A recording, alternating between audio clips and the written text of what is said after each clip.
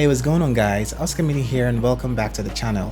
So in today's video I have with me the TECNO Camon 15, and after about a week of use I'm going to share with you guys my findings, the pros, the cons, and everything there is about the smartphone. I also have with me here the TECNO Camon 15 Premier, which I have reviewed on this channel, links in the description and somewhere around here.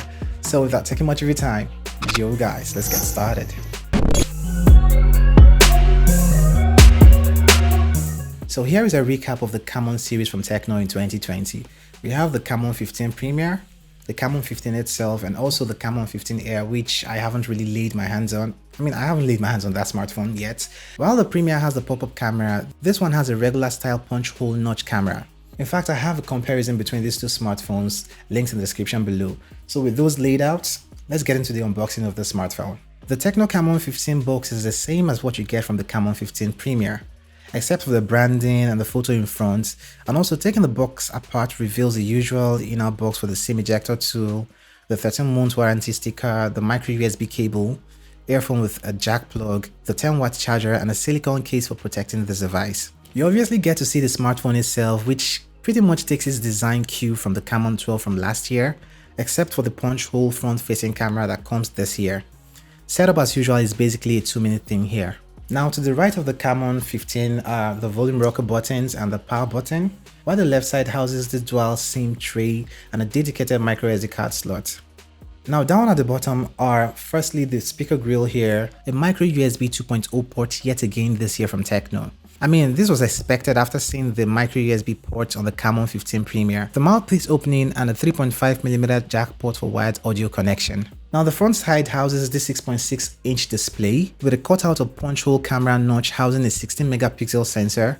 You also have an LED flash, just a single LED flash at this front. Flipping this device to the back, you have a quad camera setup and an LED flash here, also a circular biometric sensor at the rear, and the TECNO branding on this design. This color I have here is called the Shoal Gold, and it really does have a lot going on here when light reflects on it. So basically the overall design of the Camon 15 is something we're now used to. It feels light and comfortable to hold here.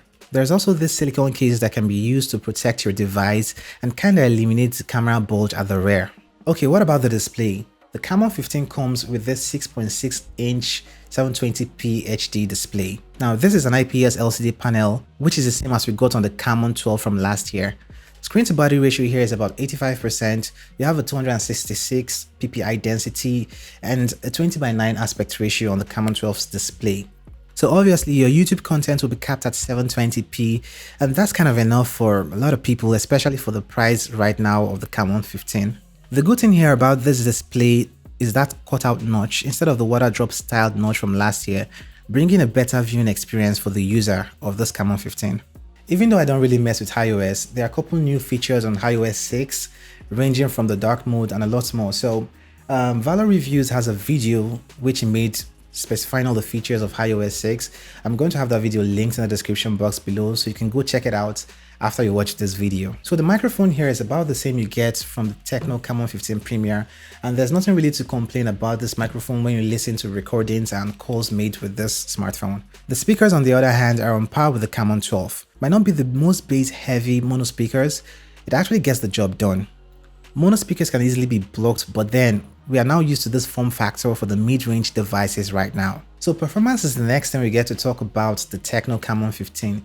You're basically getting the P22 processor from Helio, that's MediaTek, 4GB of RAM, 64GB of internal storage, and this is basically the same specifications you get from the TECNO Camon 12 from last year, and the exception being that you get Android 10 from the smartphone and iOS 6. We still get a couple bloatware as has been the norm with iOS, but another good thing here is that you can uninstall these apps. So pretty much surfing the web and using the smartphone for day-to-day activities is a breeze. But if you are an intense gamer, maybe you might want to step up your budget and get a better device. Otherwise, it handles this task efficiently. PUBG was playable, but not without the occasional lags and stutters though.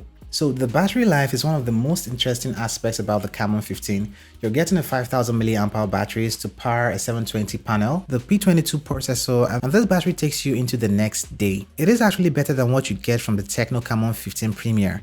Again, you also get a 10-watt charging brick from within the box to power this device. This is better than what you get from the Camon 12, which was a 6-watt charger. And oh boy, let's talk about the camera here.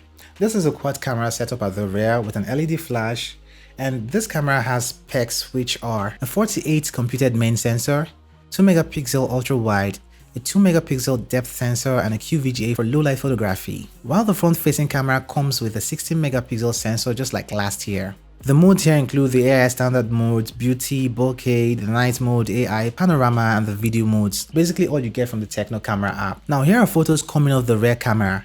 I had to compare them to those from the Camon 12 from last year and realized we had a little better details in them, and also the color reproduction is noticeably better here. All in all, the photos are quite good when given good lighting and perform better in low light when compared to the Camon 12. One thing to take note of is that this isn't the best low light camera you can get, but with ample lighting and knowing how to balance for exposure with a smartphone camera, this does work. The front facing camera also does a nice photo taking job with good lighting, and the photos are very much usable too for a low mid-ranger. So what are my general thoughts on the TECNO Camon 15? Is this smartphone a worthy upgrade from the TECNO Camon 12 from last year? Considering that this phone has that beautiful cutout notch, immersive media consumption experience, better battery life, and better camera system altogether. Should you upgrade from the Camon 12 right away? Now, if the price of 73,000 naira isn't a problem for you and you want to remain loyal to the TECNO brand, then by all means go get the TECNO Camon 15. Otherwise, the TECNO Camon 12 is a nice device and is very similar to the Camon 15 in a lot of ways. So that's been it for my video and review of the TECNO Camon 15. Do let me know your thoughts in the comment section below. Do not forget to like, share, and also subscribe to this channel if you haven't done those already. Other than that, it's goodbye, and I'm gonna catch you in the next one. Cuídate.